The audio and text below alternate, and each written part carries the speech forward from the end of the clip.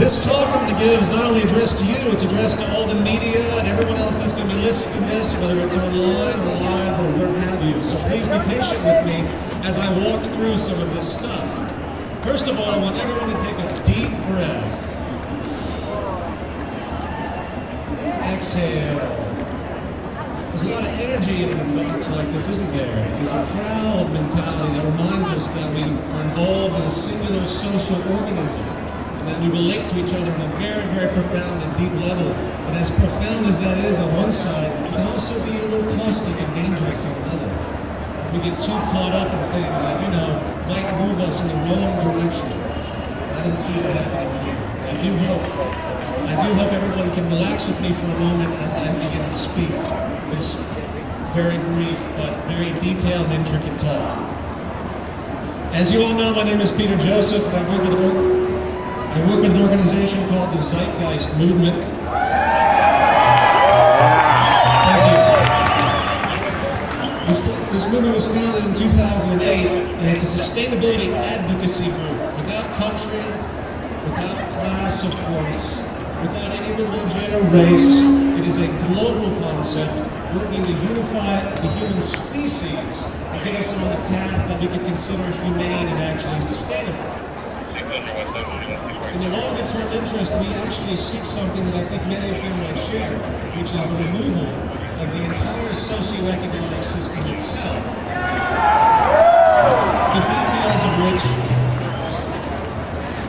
The details of which I'm going to express as I continue this talk. I pulled out some history books recently to see if I'd seen anything like this in basic modern history. Has there ever been a movement that actually goes against the financial and corporate powers on the scale and in the community globally? Ever. And there hasn't been. And that's a very telling sign as far as the awareness of the culture, wouldn't you say?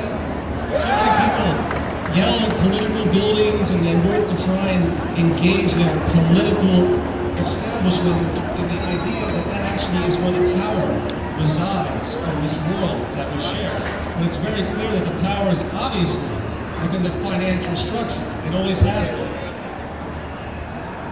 Even with the Great Depression, when I researched these issues, I found nothing that really went after the true powers that be.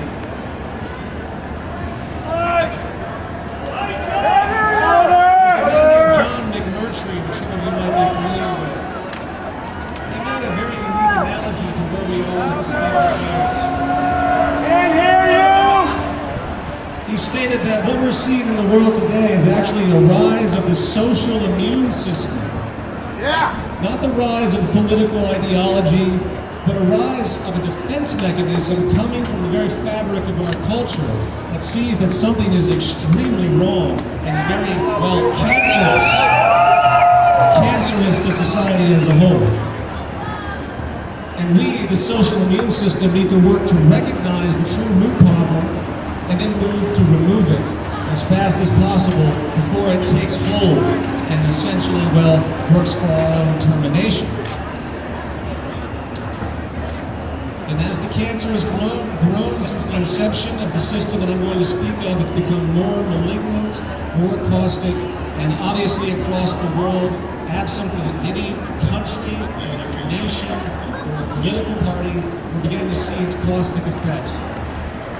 However, just as the cancer in our bodies produce different symptoms and harm certain areas first, such as our lungs or our kidneys, we need to ask the question, where is the real sickness lying? I heard someone yell out capitalism a moment ago.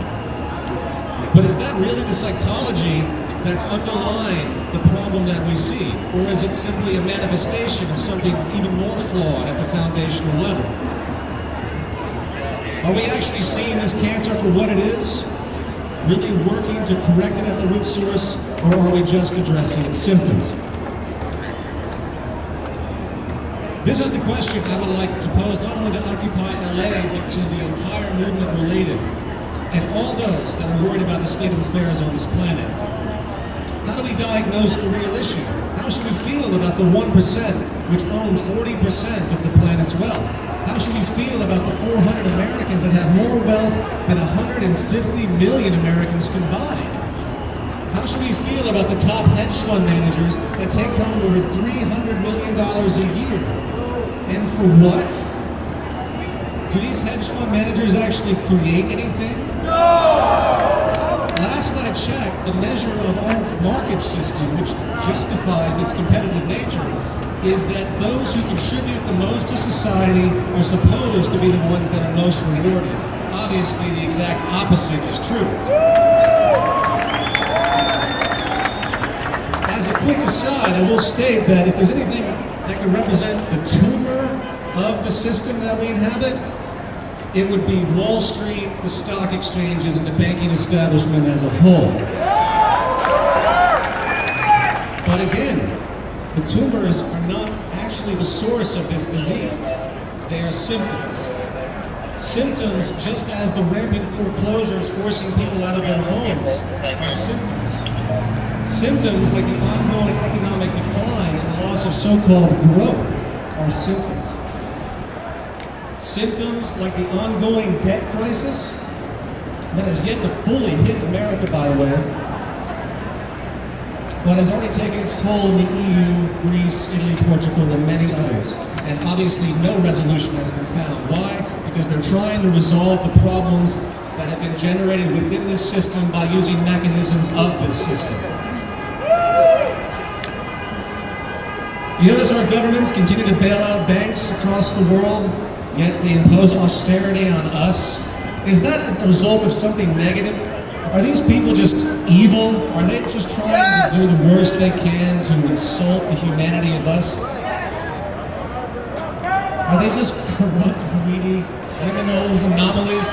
Are they aliens from another planet that have come down to fuck with us?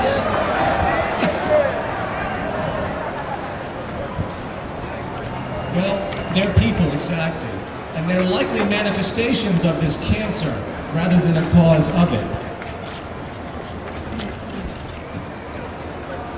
And as the world awakens to this financial system and its flaws, I've noticed a very radical perspective slowly being realized, which transcends the economic tradition many of us assume to be natural to our way of life. You'll notice that we tend to assume that the systems we're born into, the traditional systems, are automatically assumed to be empirical. Have you ever noticed that? We might look at politics and government as we know it as a whole and assume that it's valid. Why? Because that's all we've ever known. Is it any true measure of logic? Probably not. It's simply tradition. It's custom. And you'll find that we seem to be locked into custom frames of reference than emergent frames of reference. And that is fundamentally what needs to change in our view of reality. We might look at the market system and our use of money, for example, and assume it will always be there, right?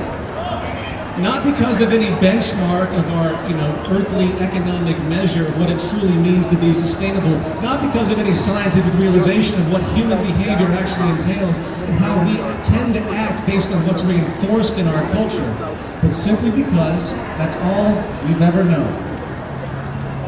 However, as the biosocial pressures, as they're called, continue to grind down, say, the global workforce, as, machine automation continues to replace human labor for the benefit of saving corporations money, reducing purchasing power, your money, and hence inevitably stifling economic growth. Our perspective might just grow a little bit larger than the traditional norms we've come to understand. Maybe, just maybe, human employment for income as we know it, something that I've heard in rhetoric, a lot of people complaining about, where's our jobs? Maybe, just maybe, the foundation of our entire economic system simply isn't going to work anymore because we realize the non-stop effects of science and technology, hence the emergent nature of reality clashing with our traditional assumptions. And perhaps even with the expanding debt crisis, born, guess what, out of the fractional reserve lending system and the structural reality that money is actually created out of debt and sold as a commodity in exchange for interest that can only come into existence, yes, through the creation of more loan sales and hence the creation of more money. Maybe, just maybe, the debt collapses aren't the result of some political policy or some corporate or government malfeasance. Maybe they are the result of the actual structural form of the system that we inhabit. And with the psychology of growth and consumption, a psychology that continues to create the ongoing social and environmental destruction that we see, abuse and exploitation all around us, that so many environmentalists complain about, but yet they still tend to not realize that the system is based on that. It's defined by consumption. It's defined by turnover. And we often think that corporations should be held responsible for their actions because of their abuse of this nature, when in fact the competitive market model of economics demands that behavior. Again, it's structural. You know, how is it in a world that's supposed to be economizing? What is the definition of an economy? It means the management of a household. What does that mean? It implies that you have to be thrift. It means you economize. It means you save. It means you're strategic in what you do. How is an economy based on consumption to maintain your employment, economizing it all? Obviously, it's a complete anti-economy.